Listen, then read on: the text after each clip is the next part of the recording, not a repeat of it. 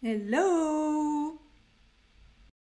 Bonjour, nous sommes aujourd'hui le 27 mai 2021, 57e jour de mon challenge. Et aujourd'hui, pour tout vous dire, j'ai vraiment pas le temps de faire cette vidéo, puis le montage, puis blabla, pour publier ma petite vidéo du jour.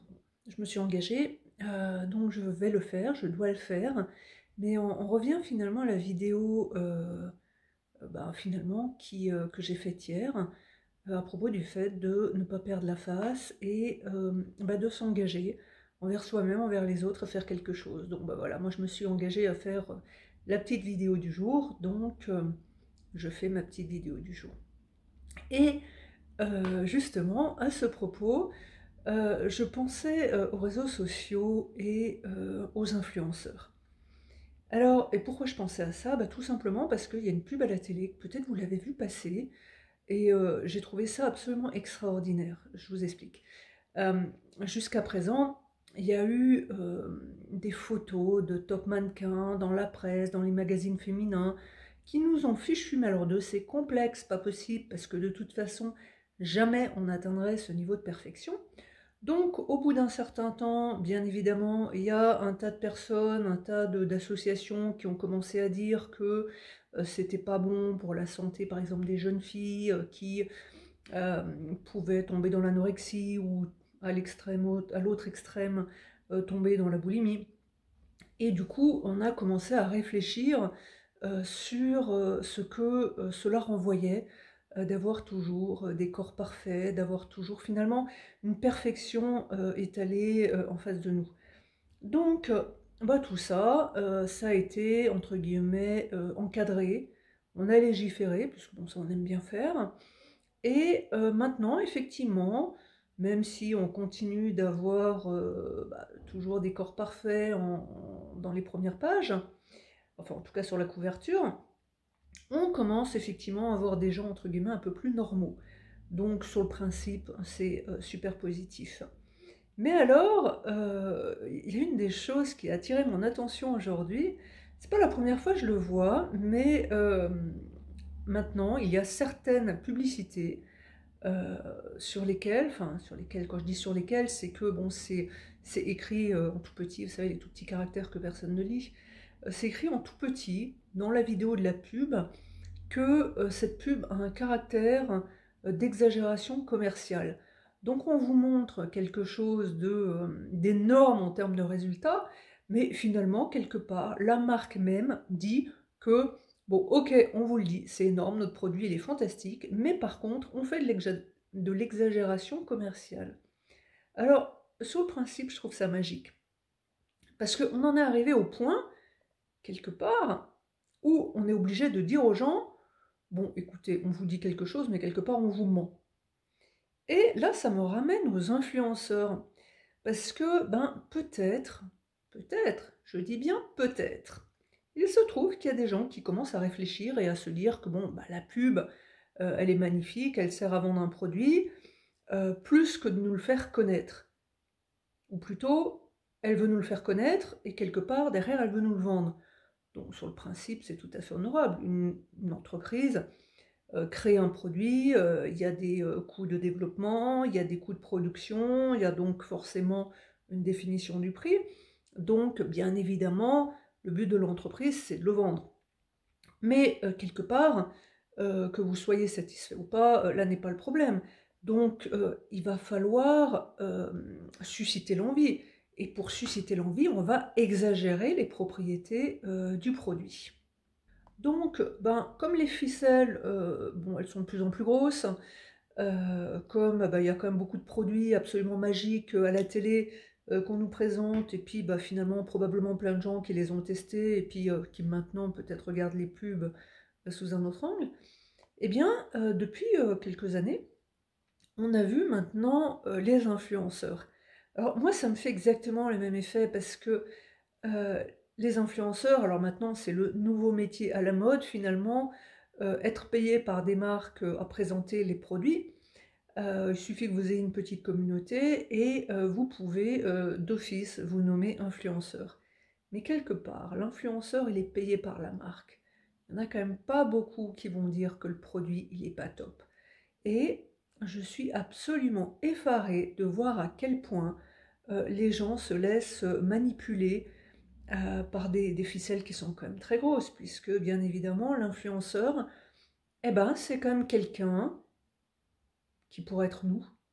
Parce que bien évidemment, ce ne sont plus des top mannequins avec des images absolument parfaites, avec style papier glacé et tout. Donc là maintenant, on a ben, monsieur et madame tout le monde qui font eux-mêmes des pubs, et du coup ça paraît beaucoup plus réel, puisque on n'a plus trop envie de croire à la pub version papier glacé ou version film parfait idéal. Donc eh ben, monsieur, madame tout le monde, ça pourrait être notre voisin, notre voisine qui nous dit «Hey, t'as vu ce produit, je l'ai testé, il est fantastique». Bon, eh ben, sauf que bah, cette personne, elle est payée pour le faire. Donc à la fin, pourquoi croire cette personne plus que finalement la marque, plus que le produit? Bah, tout simplement parce qu'on s'assimile, on s'associe, parce que, bah, une fois encore, ça pourrait être nous. Et quelque part, il y a aussi peut-être cette petite notion de dire «Ah, il a de la chance, il ou elle a de la chance, il est payé quelque part par la marque, il reçoit des produits gratuits». Donc on est vraiment en train de construire mais quelque chose sur l'image, sur l'illusion, sur du vent. Alors, bien sûr, peut-être qu'il y a des personnes qui ne sont pas dupes, mais en fait, quand on voit les commentaires sur certains profils d'influenceurs, c'est assez hallucinant. Donc, enfin, de toute façon, si les marques les payent, c'est bien que ça leur rapporte, et ça leur rapporte très bien. Parce que, bah, quelque part, les marques, si elles faisaient de la pub dans les magazines, quand elles font des spots télé, bah, ça coûte une fortune. Alors que finalement, payer des influenceurs, eh bien, évidemment, ça a un coût, mais il peut être moindre, et la perception peut être complètement différente. Parce que, bah, quelque part, nous, clients potentiels, on oublie que justement le terme d'influenceur, eh bien, ça veut dire qu'ils sont là pour nous influencer.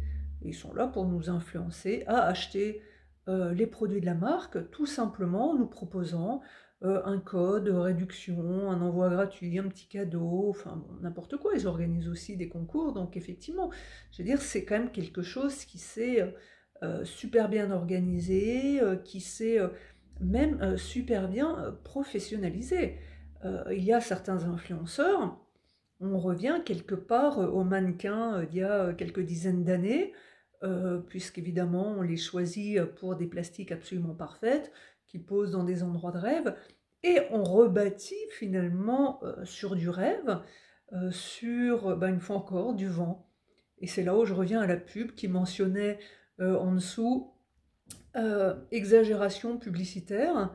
Et là je me dis que bah, par contre, tous ces influenceurs, c'est pas mentionné qu'il y a peut-être un petit peu, beaucoup, d'exagération publicitaire. Parce que quelque part, ils ne font pas de la pub, ils recommandent un produit. Donc c'est vraiment... on vit une époque formidable. C'est tout à fait intéressant de voir l'évolution des marques, de la façon dont ils font leur promotion, de la façon dont ils vendent leurs produits, mais également notre côté, le côté des consommateurs, de voir à quel point parfois on a envie d'y croire, parce que bah, le produit semble magique. Alors évidemment, si c'est notre voisine de palier qui nous dit que le produit est magique, eh ben, on va courir l'acheter. Voilà, on s'est fait influencer. Mais bon, après tout, comme dans tous les domaines, il faut faire sa propre expérience, et ensuite on pourra juger de l'efficacité ou de la qualité du produit ou non.